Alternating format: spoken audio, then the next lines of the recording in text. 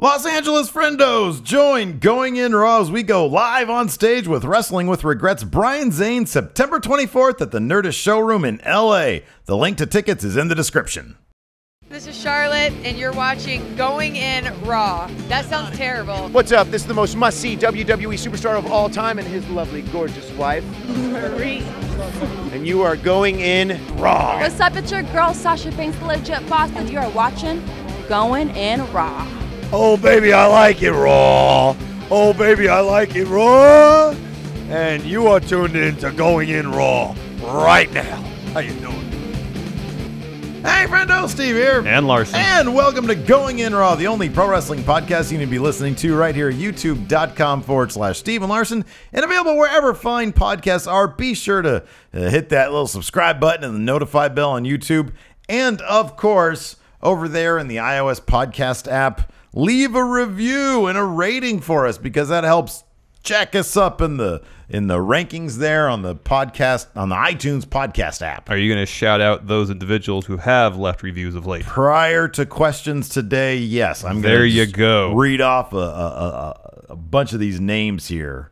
Dare I say all these names here before questions? Okay. It's the NXT 205 live show, so things are a little bit more laid back here. And especially this week when there wasn't much to NXT. Oh my gosh! This is pretty much a 205 Live recap. Exactly, because 205 Live was actually really good. Yeah, it was. Where else are we at? Patreon. Patreon. Patreon.com/Steven Larson. 47 people watching right now. I did this for the dollar patrons also this week because there was an NXT takeover. There was a takeover. Therefore, they get the recap after the thing. After pay-per-view, right? Exactly. So the $5 patrons, though, we had chat trivia yesterday, Larson. Yes. Alto Votalhe won chat trivia. Yes. He moves on to the Tournament of Champions. That's correct. And that's only available to patrons. Yep. The $5, yesterday was $1. So if you snuck in your $1, you could have won. But $5 and up gets access to 3 live streams every single week, exclusive to those patrons. And on the Wednesday show, chat trivia. Correct. Chance to win stuff. Yep. Hang in there long enough, and eventually you will win something because once you've won, you can't repeat. Correct. Yeah. You have to wait till Tournament of Champions. That's right. To advance. That is correct. Or also Pro Wrestling Tees at prowrestlingtees.com/goingin raw. Right now we're maxed out for designs. We need to sell more shirts so we can put up more designs. Yeah, that's correct. And also, you guys probably saw the new intro card thing. We're going to be on stage with Brian Zane from Wrestling with Regret. September 24th is Day of No Mercy. So if anybody's going to be in LA, September 24th for No Mercy, many hours before that at 1 p.m., we're going to be there on the Nerdist at the Nerdist Showroom in Meltdown Comics there in LA. So the link to that event, the tickets are in the description. Correct. Of this very video. Yes. Yeah. So let's talk about 205 Live. Yeah, let's do it. And right now. And then here's my thing. I can't decide if the NXT, like the weekly TV show proper there at Full Sail, is my favorite version of NXT, or if the takeover recap show is my favorite. I feel like you're having a laugh at my expense. Because sometimes how ridiculous the post-takeover NXT is and makes this one me especially laugh so reveled hard. in ridiculousness. They even tried to fit some story in there with Noe, Jose, and Lars Sullivan.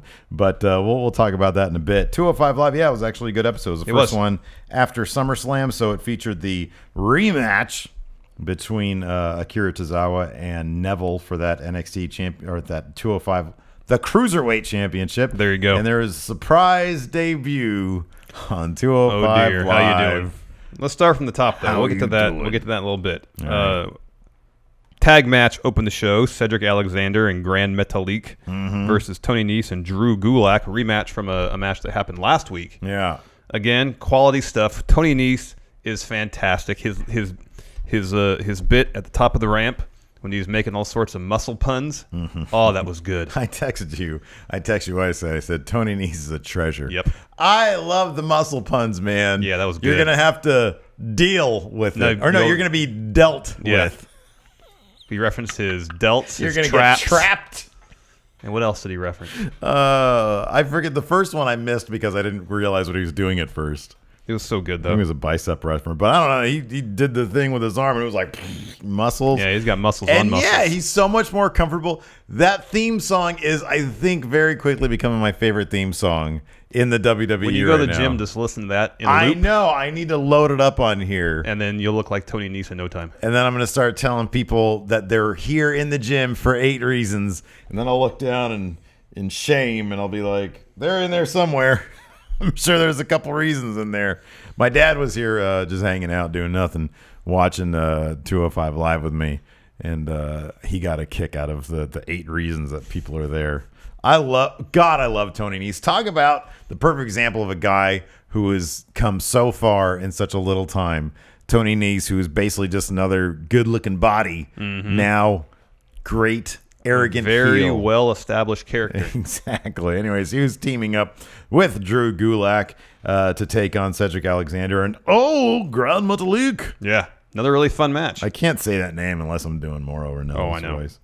Yeah, no, this is a lot of fun. Lots of cool stuff. Grand Metalik, once again, showing why he's one. He doesn't even look that athletic, but man, the stuff that he does is so great. Like getting to doing the bit that him and Tony Nese do, and they've done it a couple times.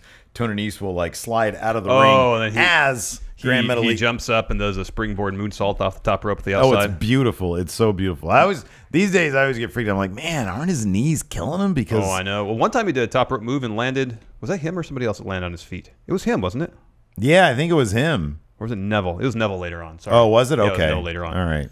Anyways, the synchronized tope con hilos Oh man. that Grand Metalik and Cedric Alexander Yeah. did. Fantastic. Oh, they're fantastic. They're so much fun. I always like crap. What's the Twitter account that puts up all those great GIFs? It's like some TDE wrestling or something like that. I don't know what it is. But man, it's so fun to watch. Like they always have really, really high quality Oh, I know. GIFs of They all do. that stuff. Cedric Alexander picked up the win after giving Drew Gulak the lumbar check. Not as good a sell as Tony Nese. Well, yeah, nobody. I mean, that's a really high bar that was raised there with Tony Nese. Yeah, so far Tony Nese and Noam Dar sell the lumbar check better than anybody. Oh, they do. Spectacular. Next, backstage, Titus O'Neil and Akira Tozawa in the locker room. Titus was trying to plead with Akira. Wait, don't do your rematch now. Yeah. Wait. Well, he says he said I'm disappointed that you decided to do this now, and then Akira put his nerves at ease by saying I'm ready to go right now. He had a very confident attitude, and that turned around Titus O'Neil. He says, "Here I was all worried about you, and you're confident as can be." And then he said, "Give me what did he say? 2 claps and a Ric Flair." And so they clapped twice and went, "Woo!" It was cool. It was very smooth. Yeah, it was. I liked it. It was awesome. Next, Brian Kendrick and Jack Gallagher were supposed to have a gentleman duel. So Jack Gallagher It's comes back, out. It's back into being terrible. Yeah, It's Jack back Gallagher into comes being out, terrible. drops a promo. Brian Kendrick shows up on the Titantron and says, "Look at you! You're in the ring with all those things. Like there was a candlestick, an umbrella, like a lead pipe or something, Yeah, a yeah. wrench, And it says- a candlestick. says, you standing there with all that stuff. That confirms what I've been saying all along, that you are just a clown." I don't Yeah. know how that confirms anything. Sorry, this harkens back to what was the Twitter account with all the gifs. It was TDE Wrestling at Total Divas Eps. Yeah. On Twitter, they always post really, really high quality. Yeah, really good GIFs. stuff. So Kendrick's on the Titantron, says all stuff. Out comes a clown. Literally a clown. He even had his own Titantron package. Yeah. I mean, it was just a picture of a generic clown face. Yeah, it's probably some clip art or something like that. Did you find out who this clown was? I heard it was Ario Daivari. I heard it was Drew Gulak's brother. Oh, really? Yeah, I could be wrong about this. Hold on. 205 Live clown. And tell the people what happened. I'll look this up. Okay. So the clown comes in, starts doing some clown stuff. Jack Gallagher headbutts the clown. Jack Gallagher takes all the stuff off the table, sets up for a power bomb. Brian Kendrick comes in. Indie wrestler Rory Gulak, younger okay. brother of Drew. Okay. Okay. Because I heard the same thing, but before that I had heard it was Gulak's brother. Okay. Thanks for clearing that up. No, I'm serious, because I heard it was Yeah. Ario Daivari, and I Yeah. was paying attention. I know, me too. And I After thought- I was like, I was that like, doesn't look right. Yeah, the hair is not the same. And yeah. Well, yeah, Arya Daivari doesn't have a colorful afro. Well, no, I mean, like the wig came off. I know. You just. So Gallagher. Come on, I couldn't leave that one alone. The Gallagher. hair's- Gal, I'm trying to do a recap for the people out here, Steve. Whoa. And you're sidetracking me. I know, man. What the H? Gallagher. All that good. All your good. Everybody's commenting, man, ever since Larson got back from vacation, he's been in a good mood. Oh, that's all gone. Evaporating. Yeah. Gallagher tries to put the clown through the table via powerbomb. Kendrick runs in, attacks Gallagher, and puts Gallagher through the table via powerbomb. He beat the crap out of Gallagher, too. Yeah. That umbrella at first, he was wailing away. So Kendrick grabs a mic, drops a promo, and says, next week, Kendrick versus Gallagher, no DQ. Mm-hmm, yeah. Hopefully that'll be the end of this feud. I'm sure that'll be a good match, and yes, I hope that it's the end of this feud because, man, it's no bueno. It's not that good. Backstage, TJ Perkins was playing some WWE 2K17. Rich Swann comes back there, and he's like, he's like, what's going on? And why'd you come out last week and distract me? Yeah. And TJP said, well, I wasn't trying to distract you. It was just, I came out. I didn't know they were going to play my Titantron or music. I just came out to say, hey, look, I'm injured because of our match last time. Yeah. I thought TJP's delivery throughout this whole thing was really good. Me too. I know. It was actually kind of, he was convincing in the way that he's supposed to be convincing. Yes. It was good. I liked it. And anyways, Rich Swann said, okay, well, he says, stay back here for this match that I'm about to have. And wait. No, he didn't have a match last night. Oh, he didn't have a match. What did he say? He said, at the end, he said, heal up for our rubber match. Yeah. Well, he said he was going to have a match with Arya Daivari. I assume that's next week. Oh, okay, that's next week. But they didn't specify that. So I was expecting a match between the two of them. And then they cut to Neville walking backstage towards the ring and said the Cruiserweight title match was next. Rich Swann needs to get rid of those glasses. Yeah, I agree. They're they don't look comfortable. They don't. It looks like it just rests. It does. It just rests on the top of the nose. That's it does. Not good, man. It doesn't look comfortable. It can't be comfortable at all. It does not look comfortable at all. We're in the phase of our lives when comfort is number one. Well, it doesn't seem comfortable, and it doesn't seem like they would be effective for their intended use, which is to block out the sun. And more importantly, it doesn't add to his character. It detracts from his character. It doesn't do anything for him. They look uncomfortable. They don't look like effective sunglasses. I missed the 2 weeks when he seemed to care about comfort by going to Walmart and getting those pants. Yeah. I miss those days. Wrestling in your underwear can't really be comfortable. Or maybe it is. Maybe it is. Could be. What do I know? Not much. After I had my lobotomy, I had to wear like tighty whities. I mean, they weren't whiteys. They were like, I got dark shades, but they're tighty versions. Yeah. Briefs. Yes. Not boxer briefs, which I love. Briefs. Briefs. Yeah. They're not comfy, man. Oh, I know they're not. I know. What was next? Oh, the Cruiserweight title match. Yeah, it's a great match. Yeah, it was I really really good. love the story of this match, man. These guys know each other so well, and it was effectively a match of counters. Yes. They were countering each other, and I thought it was a very effective story to be told. Let's talk about what was the story, or what's the deal with them putting the title back on. I'm sorry. With them keeping the title on Neville, why did Akira have that title for all of a couple days? I read that Vince was really liking the idea of doing occasional surprising title changes. Yeah, in an attempt to generate excitement and perchance pop ratings. Right, but they seem to have so much faith in which I'm okay with. I have no problem with that. But kind of makes Akira Tozawa look kind of bad now. Neville, he's just going to be their long-term champ. I mean, which is cool. I love Neville, and you love Neville. We think he's like one of the best. I have a literally Neville have a shirt on right now.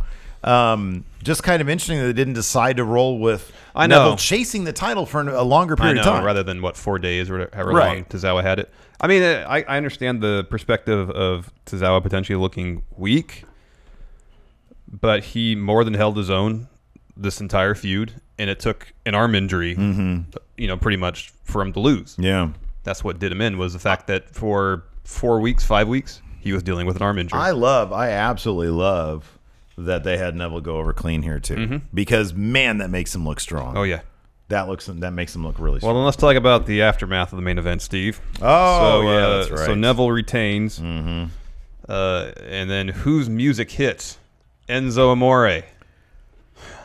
No, man, I like this. I'll be honest. We could debate this on our debate show if you want. Here, I'm of two minds. Personally, I don't really care for it. Yeah. But it's good for 205 Live. That's the only reason it matters. It's going to get people interested in the show. That matters. But the line that I do not want to be crossed is, of course, him getting the Cruiserweight Championship.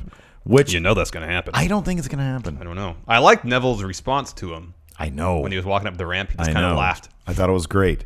I think, dude, regardless of what you think, the crowd popped Oh, yeah. for 205 Live. If they get into the habit of popping for a very popular guy to most people on 205 Live, they will associate 205 Live I understand with that something they completely. should be interested in. I understand that completely. What I enjoy, like I said, personally, I don't like it because from 205 Live, I want that different experience than what we get on most of the other main roster shows. Yeah.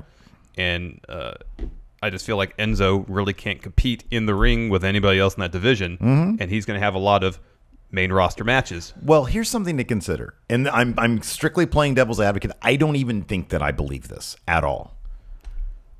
There is the possibility that we haven't even come close, and I can't believe I'm about to say this. I'll phrase it this way. Enzo might have more than we've ever been allowed to see. That's possible. I don't think for a second that he's going to be up there with Cedric or Akira or any of those guys. I don't think that at all. But his entire career has been him being ragdoll until Cass can get the hot tag. Yeah. It's incredibly possible that this guy can actually grow as a in-ring performer. No, that's entirely possible if given he's- good opponents. Yeah, given good opponents and giving a desire on his part to learn and to work at it. Yeah, totally. Yeah. I have doubts that he's going to win the title, though, simply because there would appear to be some heat on the guy. And I think, let me ask you this now. Do you think this is because I think it's one of the two. I don't think it's both. Is this a demotion for him, or is this their way of trying to pop 205 Live? You don't think it could be both? I think one of those reasons is the overriding one, and the other one is I would like killing to hope, two birds with one stone. I would like to hope their their priority would be popping ratings for 205 Live. I would like to think that, But I kind of feel like it might be the opposite. Mm-hmm. Like, we're going to send Enzo down to 205 Live as punishment. And then, there's a welcome side effect of that is potentially popping ratings on 205 Live. I suppose if they sat down and said, what are we going to do now with Enzo? This Cass thing is over, either because that was the Shark Cage team was supposed to be there, or the Brooklyn Street Fight was supposed to be their blow off, or Cass is injured, one of the two. What do we do with him? Should we send him down to 205 Live?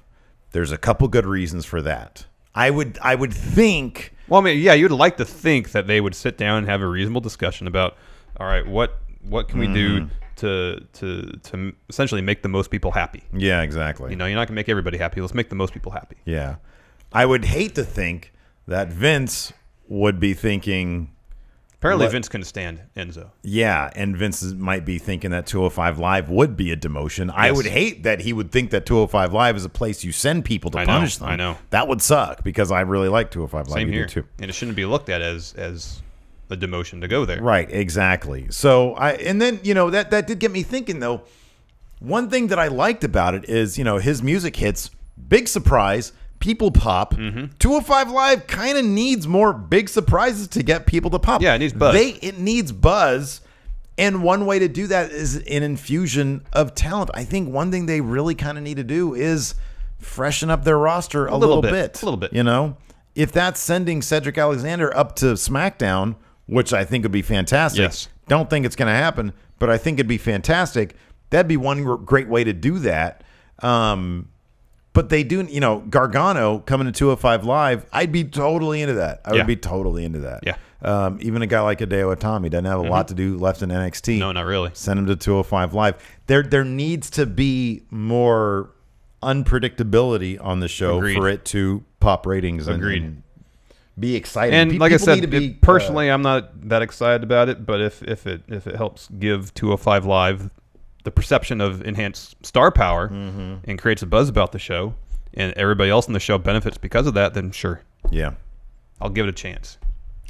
Just don't put the belt on him. Yeah, unless I mean, he has to improve. I'll put it this way: don't put the belt on him unless you have a very solid plan that is very entertaining. You know what I mean?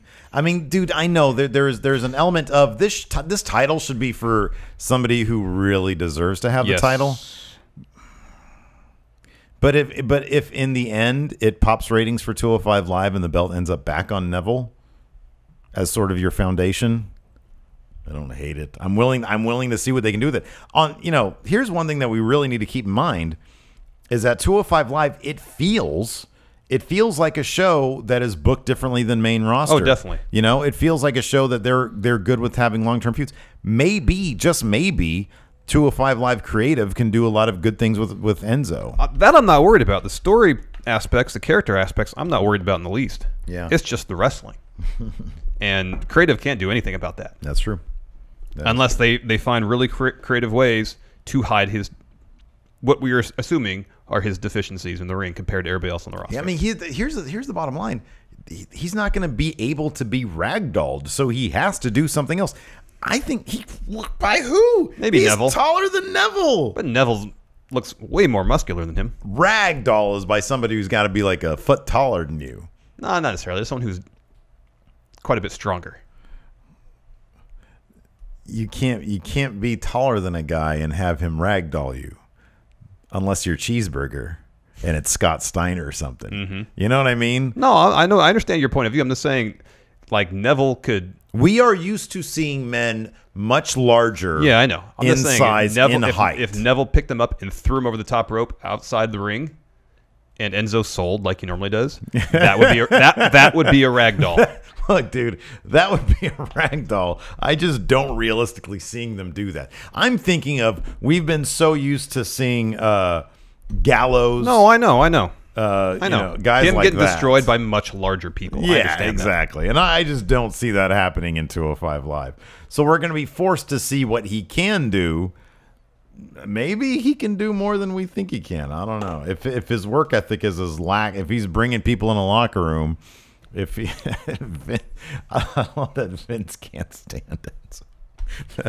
Well, I mean, like him going to 205 Live, I guess, would make Vince happy because he's not on Raw. Mm-hmm. I would think that creative at 205 Live would be happy because it's an opportunity for them to pop ratings. Right. I don't know if Enzo's going to be happy. Somebody tweeted us this picture on WWE.com of Alexa Bliss backstage before she goes out with her wow, I didn't think she could women's have title. more lose face. She evidently backstage she had the most possible lose face. Wow. She looks pissed, dejected. Let's talk about NXT now. Yeah. So not much going on. As you guys know, the post takeover NXTs are always a low point because they film the matches as the dark matches of takeover. Prior to takeover.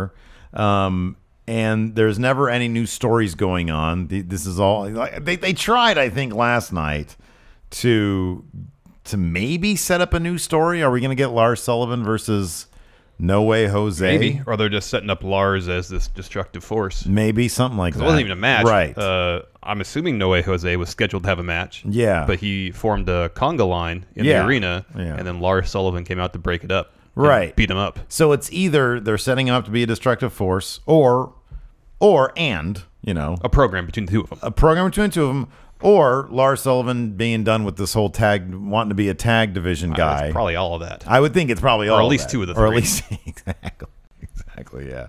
In any event, it was stupid. It's so silly. Next up, we got a recap of the Gargano Almas match, and then a previously unseen Gargano interview that was obviously shot before his match. And that was like most obvious. Here's the thing about these episodes, though; they're so stupid. But it's so much fun to talk crap about it. Yeah, I can't remember what he said. Just all recycled crap that we've already seen on websites. The best thing was the Asuka press conference. I did like that. That was obviously done before her match because. Oh no, the best thing. I'm sorry, because she wasn't standing there doing this press conference with the broken collarbone. I can tell you that. I know. I don't know how I feel. The funny thing is, you say that, and I was sitting there looking for it. I was like, if she did this, she was I'm such a mark. The belt was over the collarbone. She would have broken. I'm such a mark. I'm like, why isn't that collarbone? Like, why isn't she really nursing that thing? You think it like a break would hurt? And I'm the idiot who doesn't realize. Oh yeah, they shot that beforehand. How do you feel about these press conferences they do? Oh, I love them because they're so bad. The Aleister Black one was my favorite. I knew you'd like that was one. my oh my God, that was my favorite. We'll get to that in a second. So yeah, we had Asuka's press conference where she was just saying the belt was going to stand in her very quirky Asuka way with her weird tics and stuff. I love Asuka She's great. so much. She's amazing. She's so great. She's pretty much said no matter who she faces, the belt's going to stay on her. Her English is really coming along, too.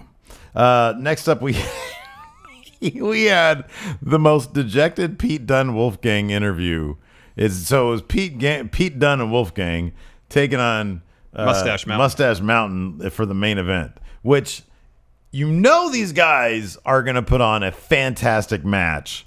Why? What is going on with these UK kids? I don't know. What is going on with these guys? They need to make a decision and just do something. I could give a crap if they're defending this belt. I love Progress Wrestling. I really do. But you know what I want to see in Progress Wrestling? Progress Championships. Yes. Not the WWE UK title, which, by the way, is the best-looking title they have. And it's not showing up anywhere. Just do a freaking taping once a month and roll out the show. Here's the thing. Gee, it's not that difficult. Based on the pop he got last night, Pete Dunne could be a massive star on the main roster on the main roster at this moment. Right now. Bring him up. Have him defend that title on the main roster. Why can he only defend it against other wrestlers from the United Kingdom? Well, it is the UK Championship. When there was the European Championship, it wasn't like people from Europe. That's why you don't do that, because the European Championship was a complete joke. What about the Intercontinental Championship? Well, that's North America, South America. Universal Champion. Brock hasn't defended against anybody else from this universe or from this planet in the universe. Well, no challengers have stepped forward. He'll face Shinsuke at some point. Shinsuke is literally an alien. The UK, we're going to debate where the UK title should be on our debate show. Yes. Tomorrow. Wrestle War. What are we going to call it? No, we can't use that because War will get it. My gosh, good point. The yellow sign. We should call it Family Friendly Debates about Wrestling. Yeah. FFDAW. Fadao. Anyways, we'll think of something. Yeah, I do. And so, like Pete Dunne saying, should the I don't know, Dasha or whoever it was said, "What's going on with that UK title?" And he said, Tyler, when I beat Tyler Bate for this, there was not a change. He says the UK division began, and now I have it. And then Wolfgang said, "Well, after we win this match, how about I get a title shot?" And Pete Dunne kind of said, "Yeah, okay, whatever." That was his attitude. It really was. Because we've seen Pete Dunne do awesome promos. I know. And it just felt like he was reading from a script. I know. And Wolfgang looked like he didn't even want to be there. Maybe it's one of two things. Maybe it's jet lag. Maybe they're because didn't they do the previous weekend they did the Progress thing, but apparently that was like a massive cluster. They had one in New York and one in Boston. But then right before the Progress show, Pete Dunne got busted open. He got busted open, so he couldn't wrestle there. Yeah. So I don't know. Maybe they were just sour on their United States experience during that trip. I would assume they're probably. I would think that they were probably in the States that entire week. I would think so too. Yeah. So maybe they just want to get home. Maybe they're just thinking, I don't know. We have this amazing title. We're literally just wasting away doing nothing. Maybe one of the problems or issues they've come up with this UK show is that they only really seem to focus on 6 wrestlers. If that. It's the 4 in that match and then Mark Andrews. And even that is like barely, you know what I mean? It's 4 guys. And, 5 maybe. Like Wolfgang, we really haven't even seen him. It's Mark Andrews and British Strong Style. That's it. Maybe that's why they don't have a show, because they only have 4 wrestlers for it. They have many other wrestlers. They're not using them. You saw the UK tournament. They have there's maybe they don't want to be as involved and potentially lose bookings elsewhere. I don't know. Just once a month, do a taping. Once every 6 weeks. I'm sorry, if GFW can get their shit enough together to put on a show. Let's save some of this for our debate on the Friday show. I have to bleep that out now. Next, we got a pretty decent match between Peyton Royce and Sarah Logan. Oh, this was a good match. I love Sarah Logan. Crazy Mary Thompson. Yeah. No, I like her. They did a good job also sort of on social media, and I think in the Mae Young Classic thing, the pre-show thing, or whatever it is, bracketology, sort of establishing her character as like a backwoodsy type person, like from the movie Deliverance. I'm joking. That's pretty harsh. But no, I like her. What's the deal with her Titantron? How it has her name small, and then random letters go to different spots on Like, the screen. come on. Yeah, it's real bad. Like, there's a thing called After Effects, a program that probably has templates. Maybe that is a template. No, in I After think Effects. it's like a template from After Effects, like, 2009. I don't know. I would think at Full Sail they would have state of the art Right? Adobe Creative Cloud. That's one thing that I can say about NXT is that their motion graphics guys, when it comes to the video packages, because the rest of their production motion graphics wise is top notch. Oh, I know. The Titantrons are really hit or miss. The Titantrons are generally miss. I don't think I've ever seen a Titantron that was a hit. Maybe Aleister Black's. I'm trying to remember what his is. I think that's just footage from his really cool promo thing, the video stuff. But otherwise, like, the fonts they use are really suspect. They're not. And then when they end up following him to Maine, like Bobby Roode's. I've never liked Bobby Roode's. Oh, Bobby's doesn't. I don't mind that. Doesn't The bother me. font is so ugly. It's just basic. I know it's basic. It doesn't. It's not glorious. He doesn't. But they did the bloom effect behind. I may defend. If bloom it effect. suits me. The bloom effect is okay from behind the letters. I don't mind that. Cheesy. It's not great. It's better than what he had at Takeover. That was not good. Wait, Takeover. The last Takeover. He had a new Titantron. Did he only have it for that one? Because then when he came back out on Maine. Oh, okay. Yeah, he did. I didn't know. I'll have to go back and watch it. Yeah, it's not good. I think of all the new Titantrons they debuted at Takeover, only Asuka's was an Asuka's was improvement. cool. I liked Asuka's. Yeah. But like Ember Moons, they changed the font because her Tron was cool with the kind of handwritten font they had on it. Oh, I like that. That was okay. That's all gone. Oh, really? I didn't even notice that. Hers was one of the few that were actually pretty well done and fairly distinctive. Okay. With interesting fonts. Yeah. No, it was. It was good. It was good. But everybody else is the same variation on a very basic font. And they all seem to be using animation templates for text animation. I know. Like what? Drew's new one isn't bad. No, Drew's is okay. Drew's new one is okay. Yeah. But yeah, I don't know why they had the letters shoot off randomly in different directions. That's so bad. No Way Jose's Tron's pretty good. Oh, his is great. Yeah, his is good. It's exactly what it should be. Yes. His is great. Anyways, next, Bobby Roode interview after his SmackDown debut.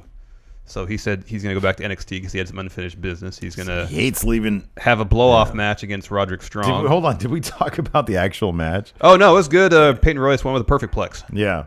No, but Sarah Logan, she can wrestle. She's young, too. She can wrestle. She's only 23 or something. Yeah, I think she's only 23. She's super young, yeah. Bobby Roode said... You know who she's with? You know who her boyfriend is? One half of War Machine. Oh, really? I think it's Hanson. Really? I think so, yeah. Well, I know it's definitely one half of War Machine. I just can't tell one from the other. The heavier of the two is Hanson.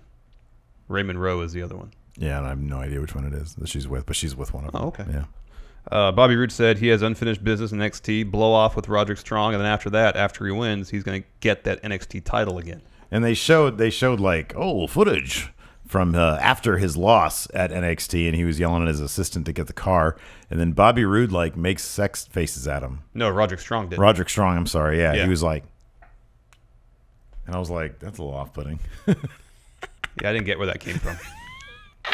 I think he was aiming for one thing, and it completely turned into another thing. Yeah, I didn't understand the motivation for that at all.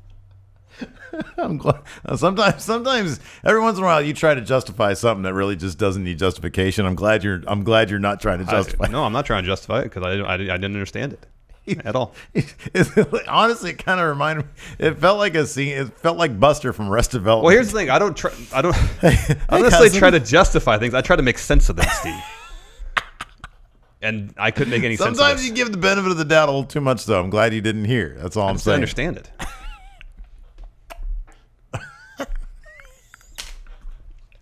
I'm always on the search. I wish Bobby Roode was a bit more. I'm sorry. I'm excited right now. It was a bit more off-put by it. Yeah, no. I'm constantly on the search for answers, Steve. The hell is? What's your problem? Kissing? What? Yeah, that was I want weird. to kiss you, man. That was weird. We're supposed to be feuding right now. Like, was that his way of saying goodbye to him? He might be kissing goodbye. Is that what it is? Or saying goodbye to the NXT title? I don't get it. I don't understand. See, I'm trying to make sense of it. I'm processing. And he kind of mumbled something. I know it was audible, but it wasn't. Yeah, that I don't remember audible. what he said. I was trying to make sense of it too, and I couldn't. Made me laugh though. Aleister Black press conference as he was walking out of the arena in a very fine suit. Oh my gosh, he looks amazing. And I want to do this to him. Luggage. I want to blow him a kiss. I want to blow him a kiss. He looked great. He was walking out, and then all these NXT writers or whoever they were, agents or producers, whatever they were, had like their cheesy either wannabe microphones or iPhones out, trying to like ask him questions about his match, and he just walked right past them. But it was so obviously not members of the press. Yeah, it was hilarious. It was PAs. Makes me laugh so hard. That stuff cracks me up. I love it. Next, main event. Wolfgang, Pete Dunne against Tyler Bate and Trent Seven. Look, this is a really fun match. It was tons of fun. It was a lot of fun. It just further illustrates, though. It just completely is just in your face, rubbing in your face. They're doing these dark matches ahead of TakeOver for the crap TakeOver recap episode, and I'm just thinking, why don't they just look, get Regal, send him on a plane, have them supervise these tapings, and then put on a damn show. You can have a show for every other thing in your stupid company, but you can't have the UK show that we all need. I read somewhere that before Pete Dunne's injury, there was going to be an unannounced UK title match at TakeOver. Oh, really? And then he got hurt. So maybe they had the tag match just to kind of protect Pete Dunne a little bit, to let his brow heal up. If that's the case, he was doing all sorts of great. I mean, I know it's a Pete Dunne match. He's going to give 110%. And maybe in a tag match, like you said, they can protect him a bit more. But that's kind of ridiculous. Like, the guy can go, then have him go. Agreed. Know? I mean, he put on a 5-star match with freaking Tyler Bate. And the beginning of this match where they were in the ring, all that really fast wrestling, was so good. Phenomenal. I know, it's so good. Phenomenal. And they're just standing there. And you can even look on the, like, when Mustache Mountain was like walking like through the bowels of the arena or coming to a gorilla or whatever, and they have the camera on them, you can tell, like, you can just see the looks on their faces are like, I mean, they're kind of goofing with each other. Yeah, but you can definitely tell they thought this was all going to lead to one thing, and it hasn't been Right, that exactly. at all. It's been forever. When was the UK tournament? January. Man. And the It's 7 crowd months. was so hot for that. Oh, Pete Dunne got a massive pop Huge. last night. Oh, Massive. yeah. He can go up to main right now and be a huge star. Oh, man. So And good. he Like, remember we were 24. talking about like the possibility of that new Evolution stable, Yeah. Kevin Owens, Samoa Joe, Triple H, And then Pete bring in Dunne. Pete Dunne. How perfect would that have been great. Been all the perfect. Let's was answer some NXT. questions, Steve. Yeah, let's answer some questions. Oh, wait a second. First, before we yeah, answer do that. questions, I want to do this. All right, so I'm gonna give these shout outs to people putting stuff on the iTunes reviews. I'm gonna do this as fast as I can because there's a lot of names here. Jay Fizzle, Drill It, Big Razor Sexy, Jedig PS, Mimi's Nubs, LL86, Abismald, The Crusher 1234, Count Dirty, Bo Bear 28, Mac Tooper, Nate Bowen. Now I'm lost. Fashionable Big Guy, RJO. Oh wait, no, I went backwards. Amy J Rock, Lawson Quick, LP Soldier, T Biggs, Mikey Train, iTunes Universal Champion, Lord Herc, Bucktoothed MC, Claxino, Nate Bauman. Way too many letters here. Nick Fedler, Jamie Petrie, Turtle Slowman, Sportson, Sun Devil, GTE00, Dr. Funder, Bingo Black, Jay Flores, Heel Chikoff, I think it's Kaufman, Brent243, Fastana, J Morg the Hero, J Dispirited, Boy Big 69, Spud 32, Blizzard 459, Sun Devil. I lost my place again. Anyways, I'll get some more of these later on, and I'll shout some more of these at another time. Yeah. There's so many of them. Let's answer some questions. Goat. No. Eddie Jose Glorious Minivar. Jose Jalapeno 97. Hey, friendos. You two are going on a road trip from Sacramento to the Big Apple, New York City. New York City. However, you guys won't ride alone. Choose 5 superstars to join you in your XL Uber SUV. Way too many superstars. That's a lot. Also, one of the 7 must drive the entire way. Who will volunteer? That's a long drive. Why do you got to put that stipulation on us? Somebody's got to drive. One person has to drive the entire way. Well, it's not going to be me. Not going to be me either. I don't want to drive that much. Who's going to drive? Who do you think is a good driver? John Cena. Oh, that's great. Yeah, I know, but you know what? You're going to have to listen to his music or something. I don't listen to whatever he's got. I get my wireless headphones. Seth Rollins. Oh, yeah, Seth. Seth is good. Again, have to listen to his music. So Seth is one of the 5. Seth. AJ Styles. Seth. Oh, AJ for sure. Yeah, we need older guys. People with good stories. Oh, we need older guys. So the club. The club be great. The club and AJ, are you kidding me? Yeah. Yeah. Shinsuke's probably funny too. Yeah. Yeah. There you go. There you go. That's a good 5. Seth, the club, Shinsuke. Yes. Me Larson. Yes, and yes. CM Punk finds it insulting. WWE and New Japan have agreed to put on a one-time only joint pay-per-view event pitting WWE stars against New Japan stars. We have been trusted to book the main event of the show, as well as a 7-match undercard. Who wrestles who at this event, and does it take place at Madison Square Garden or the Tokyo Dome? Both. Both. Oh, yeah. Oh, like WrestleMania 2. At the same time, yeah. Oh, we're going to go now. Alternate matches. We're going to go now to, who is it? Don Callis and Kevin Kelly? Yeah. Yeah, we're going to go now to, and why is Vince doing commentary? Who's the ticking time bomb going to fight? Neville. Oh, yeah, okay. Who is... Kenny versus AJ. Kenny versus AJ. No, triple threat. Kenny, AJ, Finn. Okay. Who is Okada going to wrestle? Cena? Or is it Tanahashi Cena? Tanahashi Cena. So who is Okada? Okada Lesnar. Okada Lesnar. Oh, that's a good one. Okada Lesnar. No, how about... Oh, okay. Okada Lesnar. Who's that young lion, that big dude? I remember his name. Kitamaru? Yeah. Kitsamaru. He can take on Braun Strowman. There you go. And or Michael Elgin versus Braun Strowman. Yeah. And then... who is Yano going to wrestle? That's really the question. Asuka. Okay. Yeah, that's the big question. Yano. The Diddly Doodler. With WWE banning beach balls, what other item do you want to ban next? I like that CM Punk finds it insulting, responded with Roman Reigns. Yeah, that was funny. Did you see that tweet that Roman Reigns sent out? About, because Sports Illustrated did a video for their Twitter or something like that. I think it was Sports Illustrated. And it was like asking fans why they hate Roman Reigns. And they picked a bunch of guys who were just complete. And like, it's just your stereotypical smark. Like guys with like replica belts and just, oh, Roman Reigns, he's not one of these, we're being spoon-fed Roman Reigns. That kind of crap. And then Roman Reigns responded on Twitter and said, this question is for the kids out there. When you grow up, who would you rather be?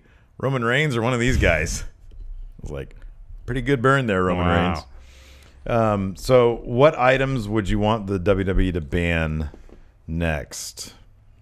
I'm good on shark cages for a while. Is there a preponderance of... We've had 2 in the last, 6 months. That's good. No, that's true. Are you talking about the Ellering one? Oh, 3 then. Where are you talking? Wait. Wasn't Jericho in a match with... Oh, yeah, he's in a shark cage, too. That's right. I like shark cages, so I'm not going to ban that. But I will Unless the match takes place in the shark cage. I'm trying to think what I would ban. I would ban those seats that we had to sit in WrestleMania on the field. You want every seat to be a plush, comfortable seat. Give me, if I paid the money that I paid for that seat, I want them to wheel in a ton of Lazy Boys.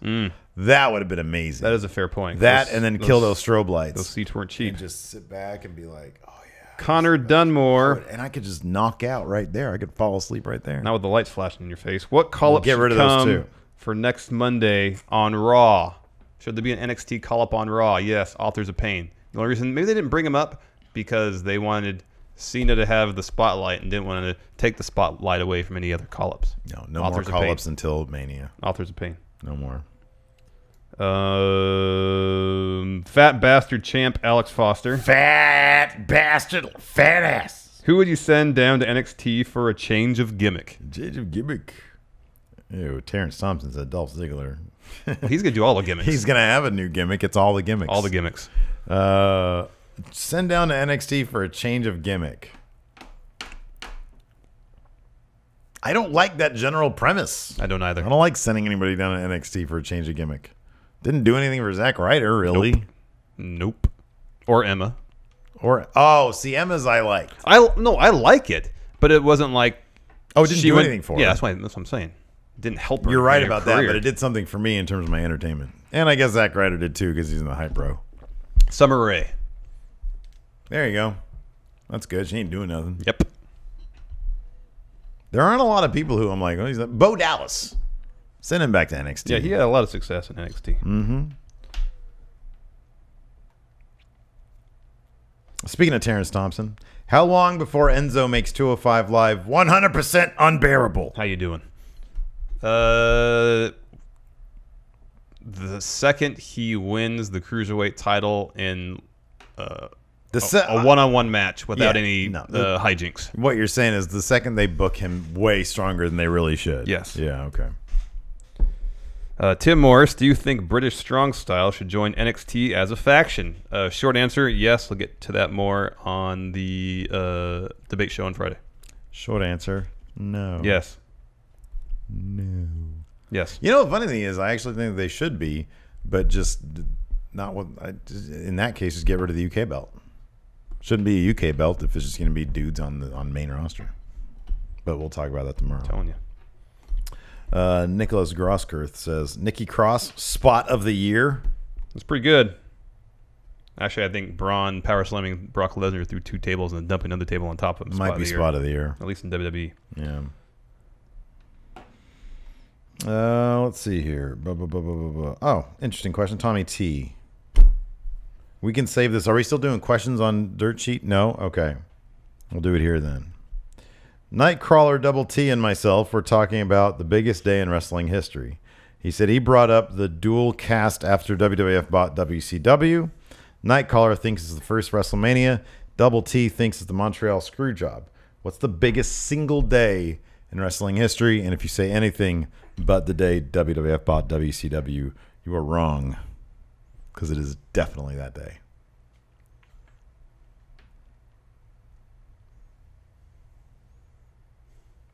I'm going to get a haircut this weekend.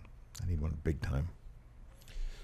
The first thing that popped in my mind was WrestleMania 3, because that was the day that pro wrestling officially, without any confusion or ambiguity, crossed over into the mainstream, because they sold out, at least that's what they said, the Pontiac Silverdome. 90,000 people, set an indoor attendance record.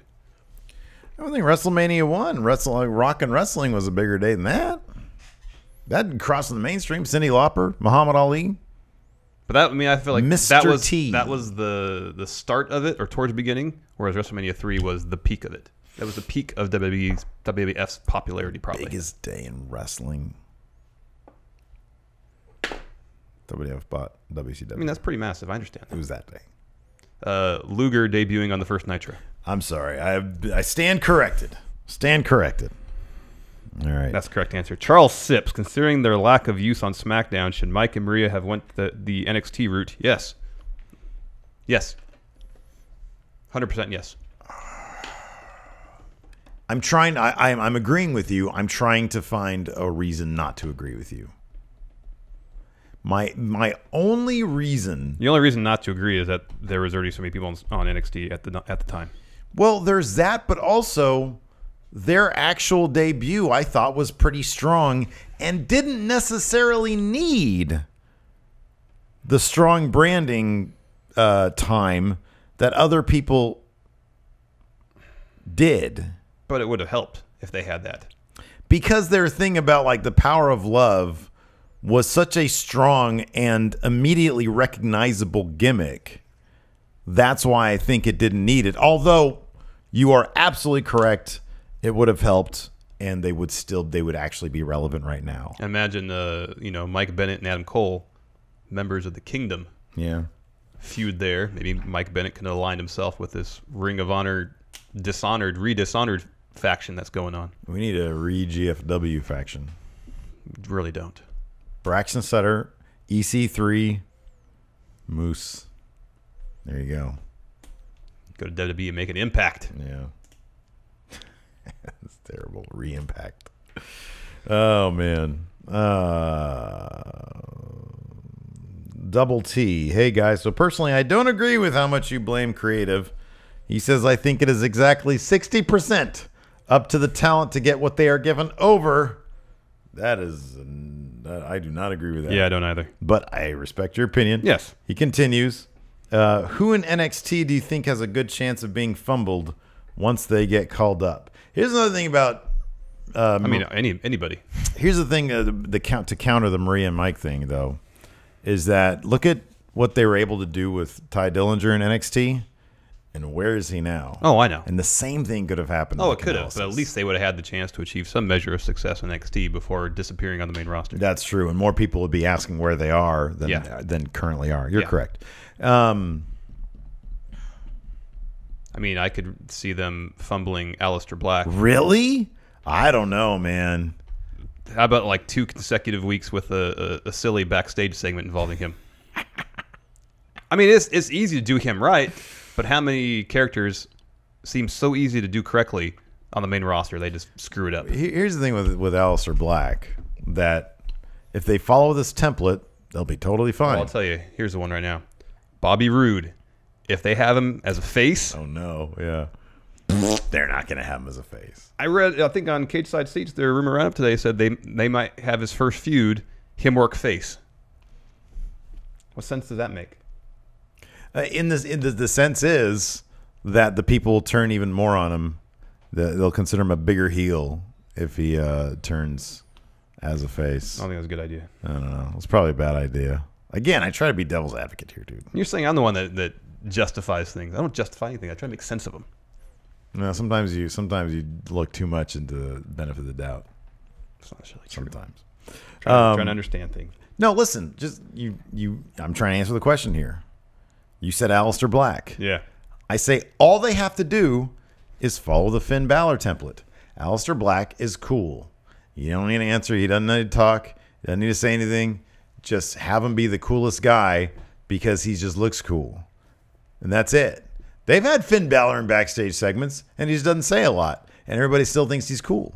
That's all you got to do with Aleister Black. I agree, but I'm saying I think he's the one character that if they mess up, it's going to really be a detriment. Yeah, maybe. I think that was what I'm trying to say. Do you think if they do the thing with him where that PWG skit where they use sticking his finger up somebody's butt, that'd be a problem?